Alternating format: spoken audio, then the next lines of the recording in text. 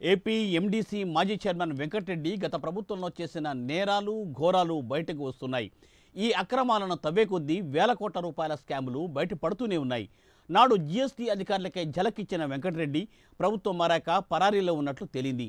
ఆయనపై ఇప్పటికే ఏసీబీ కేసులను కూడా నమోదు చేసింది.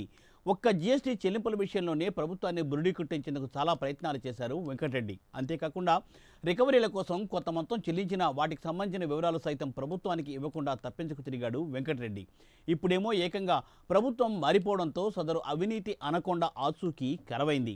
ఇక 533 కోట్ల రూపాయల జీఎస్టీ చెల్లింపుల విషయం వెలుగులోకి రావడంతో ఒక్కసారిగా అధికారులు ఉలిక్కిపడ్డారు.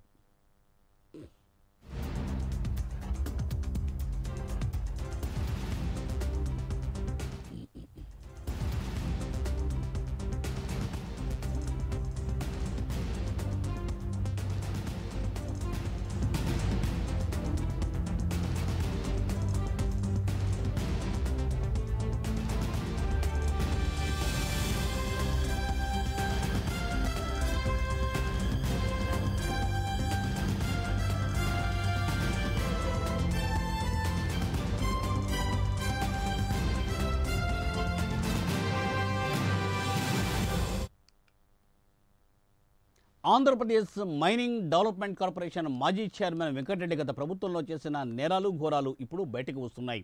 ఈ అక్రమాలను తవ్వే కొద్దీ వేల కోట్ల రూపాయల స్కాములు బయటపడుతూనే ఉన్నాయి. నాడు జీఎస్టీ అధికారులకే ఝలకిచ్చిన వెంకటరెడ్డి ప్రభుత్వం మారాక పరారీలో ఉన్నట్టు తెలిసింది. ఆయనపై ఇప్పటికే ఏసీబీ కేసులు కూడా నమోదు చేసేసింది. ఒక్క జీఎస్టీ చెల్లింపుల విషయంలోనే ప్రభుత్వాన్ని బురిడి కొట్టించేందుకు చాలా ప్రయత్నాలు చేశారు వెంకటరెడ్డి. అంతేకాకుండా రికవరీల కోసం కొంత మొత్తం చెల్లించినా వాటికి సంబంధించిన వివరాలు సైతం ప్రభుత్వానికి ఇవ్వకుండా తప్పించుకు తిరిగాడు వెంకటరెడ్డి. ఇప్పుడేమో ఏకంగా ప్రభుత్వం మారిపోవడంతో సదరు అవినీతి అనకొండ ఆచూకీ కరువైంది. ఇక 533 కోట్ల రూపాయల జీఎస్టీ చెల్లింపుల విషయం వెలుగులోకి రావడంతో ఒక్కసారిగా అధికారులు ఉలిక్కిపడ్డారు. దీనిపై మరింత సమాచారాన్ని మా ఏపీ ఇన్పుట్ ఎడిటర్ టీవీరావు అందిస్తారు. టీవీరావు. రైట్ మూర్తి, ప్రభుత్వం మారిన తర్వాత అవినీతి ఏ ఏ ఏ శాఖలో జరిగిందో అభివృద్ధి కూడా ఏ శాఖలో జరిగిందనేది చూడటం అనేటటువంటిది కొత్త ప్రభుత్వానికి సాధారణ ఒక సంప్రదాయం. మరి ఈ కోవలోనే వెలుగులోకి వచ్చినటువంటి అంశాలు ఏదైతే మైనింగ్, శాండ్ ఇటువంటి ఈ తరహా ఈ కేసులకు సంబంధించి గనుల శాఖ ఏపీ ఎండీసీ అలాగే ఇటువైపు మైనింగ్ ఈ రెండు శాఖలకు సంబంధించి తవ్వే కొద్దీ అవినీతి మూలాలన్నీ కూడా బయటపడుతున్నటువంటి పరిస్థితి. మరి వీటికి సంబంధించి ఇప్పుడు ఏదైతే తాజాగా అన్నిటికి సంబంధించి కొన్ని వేల కోట్ల రూపాయల అవినీతి బయటపడిందని, 2000 రూపాయలకు పైగా ఈ అవినీతికి సంబంధించినటువంటి విచారణ జరుగుతూ ఉండగానే మరో అంశం కూడా వెలుగులోకి వచ్చింది. ఇప్పుడేమో ఈ శాఖాపరమైనటువంటి ప్రభుత్వ పరిధిలో ఉన్నటువంటి అంశాలపై ఈ అవినీతిని వెలికి తీస్తున్నటువంటి తరుణంలోనే మరోసారి ఏదైతే జీఎస్టీ అధికారులు కూడా మళ్ళీ తెరపైకి వచ్చారు. ఈ జీఎస్టీ అధికారులు కూడా తమకు కట్టాల్సినటువంటి జీఎస్టీ రూపంలో ఉన్నటువంటి 533 కోట్ల రూపాయలు మొత్తం బకాయిలను ప్రభుత్వం ముందుంచింది. మరి దీని మొత్తానికి ప్రధాన కారణం జీఎస్టీ ఎగవేత కోసం ఏదైతే మైనింగ్ శాఖలో ఉన్నటువంటి వెంకటరెడ్డి ఎవరికైతే కనుక ఒక ఉపగుత్తేదారుగా ఉన్నటువంటి పలు సంస్థలకు అప్పగించినటువంటి వ్యవహారాల్లో కానీ, మనీ ట్రాన్సాక్షన్స్లో కానీ వీటన్నింటికీ ప్రతినిధిగా ఉంటూ తను నమ్ముకొని తన వద్ద నుంచి ఎవరైతే లబ్ధి పొందారో వారందరికీ ఒక రక్షణ కవచంలాగా వ్యవహరించేటువంటి ప్రయత్నం చేశాడు ఈ గనుల వెంకటరెడ్డి.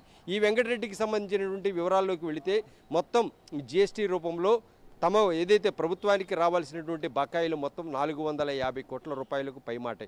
మరి దీనికి సంబంధించి ఇవన్నీ కట్టకుండా దాదాపుగా సంవత్సరానికి ప్రతి ఏడాదిగా 2021లో రంగంలోకి దిగినటువంటి ఈ గనుల వెంకటరెడ్డి వ్యవహారం జేపీ సంస్థకు ఏదైతే అప్పనంగా కొన్ని కాంట్రాక్టులు అప్పచెప్పేసింది. మరి అప్పగించినప్పుడు ఆ జేపీ సంస్థ ద్వారా రావాల్సినటువంటి జీఎస్టీలన్నిటినీ కూడా ఎన్నిసార్లు ఏదైతే మైనింగ్ డిపార్ట్మెంట్కు జీఎస్టీ అధికారులు ఎన్నిసార్లు తాకీదులు పంపినా కూడా ఏమాత్రం కూడా తాను చలనం లేకుండా దాదాపుగా 4-5 సార్లు దీనికి సంబంధించి హెచ్చరికలు కూడా వార్నింగ్ చేసినటువంటి పరిస్థితి. ఈ వార్నింగ్లను కూడా తాను పెడచెవిన పెట్టి ఏదైతే తమ నమ్ముకున్నటువంటి జేపీ సంస్థ అయితేనేమి ఇతర సంస్థలకు కొమ్ము కాస్తూ వచ్చారు.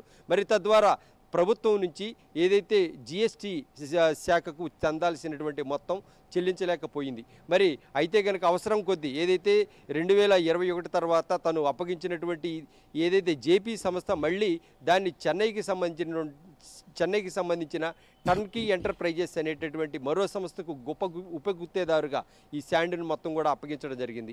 ఈ వ్యవహారంలో కూడా ఏదైతే జీఎస్టీలు రావాల్సిన చోట ఎక్కడా కూడా ప్రభుత్వానికి కట్టకుండా ఎగవేత ధోరణితో వ్యవహరించారు.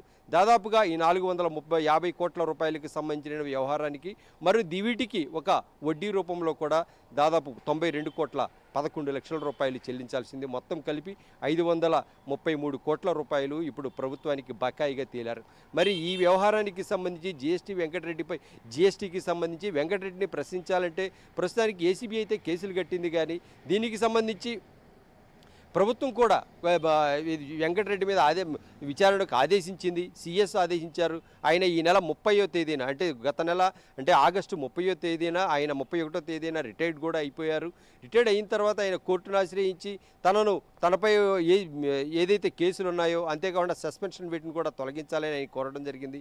కోరిన తర్వాత ఏదైతే ప్రభుత్వంలో అందరికీ కనిపిస్తూనే ఉన్నారు, మధ్యలో తిరుగుతూనే ఉన్నారు.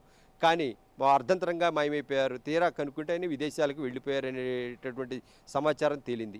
మరి ప్రభుత్వం జీతం తీసుకుంటూ ప్రభుత్వం తరపున విధులు నిర్వహిస్తూ ఏదైతే ప్రభుత్వానికి చెల్లించాల్సినటువంటి బకాయిలు చెల్లించకుండా ఉండేందుకు ఏదైతే తను నమ్ముకున్నటువంటి సంస్థలు ప్రత్యేకంగా ఆ సంస్థలకు లబ్ధి చేకూరే విధంగా కొన్ని అగ్రిమెంట్లు కూడా ఎన్ఓసీలు కూడా ఇవ్వడం జరిగింది. ఏదైతే వాళ్ళు మార్టిగేజ్ ఆ సంస్థలు కాంట్రాక్ట్ జేపీ సంస్థ అయితేనేమి టర్న్కీలు అయితేనేమి ఏదైతే మార్టిగేజ్ కింద ఇచ్చినటువంటి ప్రభుత్వానికి ఇచ్చినటువంటి మార్టిగేజ్ని కూడా ఎన్ఓసీల కింద విడుదల చేయడం జరిగింది.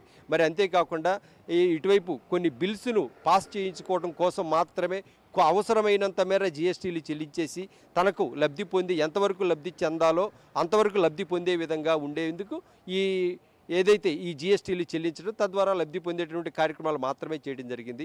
100 కోట్ల రూపాయలు కట్టాల్సిన చోట కేవలం 10-20 కోట్ల రూపాయలు కట్టేసేసి చేతులు దులుపుకుంటున్నటువంటి పరిస్థితి. మరి ఈ వ్యవహారం అంతా కూడా ఏదైతే గనుల వెంకటరెడ్డికి తెలియకుండా జరిగిందంటానికి వీల్లేదు. మొత్తం చేసిన వ్యవహారం అంతా చేశారు. ప్రభుత్వానికి రావాల్సిన ఆదాయాన్ని రానివ్వకుండా నెట్ట నిలువున ప్రభుత్వ ఆదాయాన్ని దిగమింగేటటువంటి కార్యక్రమం చేశారు. నీకెంత నాకంత అనేటటువంటి క్విడ్ ప్రో క్వో అంశాన్ని కూడా ఇక్కడ తెరపైకి తీసుకొచ్చారు. ఈ మొత్తం వ్యవహారాలకి సంబంధించి పలు సెక్షన్ల కింద ఏసీబీ కేసులు నమోదు కూడా చేసింది. ప్రస్తుతం జీఎస్టీ అధికారులు కూడా దీనిపై చాలా సీరియస్గా ఉన్నారు.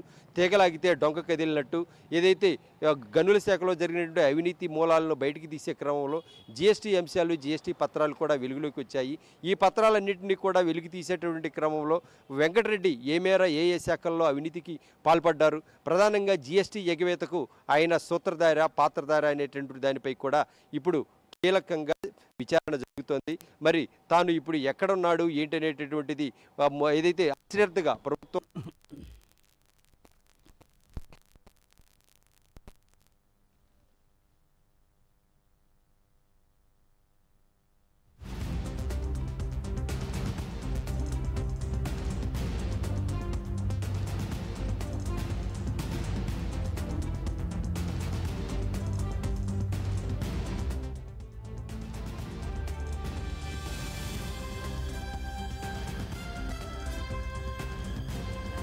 Thank you mister TV Rao. Thanks for live update.